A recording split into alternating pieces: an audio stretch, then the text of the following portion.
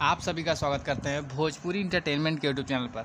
आ गए एक बार फिर बहुत ही बवाल, बहुत धमाकेदार गाने का भी अपडेट को लेकर।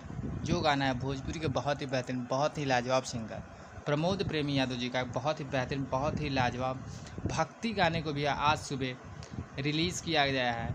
जैसा कि आप सभी लोग स्क्रीन पर देख पा रहे होंगे, जिस बेहतरीन और लाजवाब भक्ति गाने का नाम है सातों रे बहिनियाँ।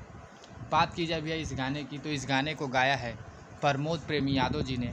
वहीं पर भैया इस गाने में फीचरिंग करते नजर आ जाएंगी नीलम नीलू जी। तो इस बेहतरीन और लाजवाब भक्तिमय गाने को आज सुबह कात्यायनी फिल्म्स के ऑफिशियल चैनल पर रिलीज़ कर दिया गया है।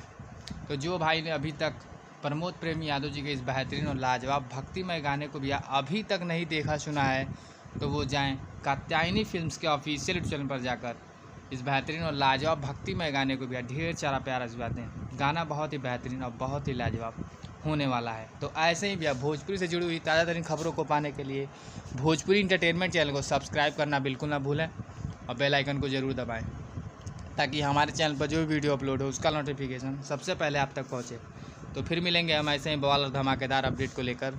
तब तक जय हिंद, जय भोजपुरी।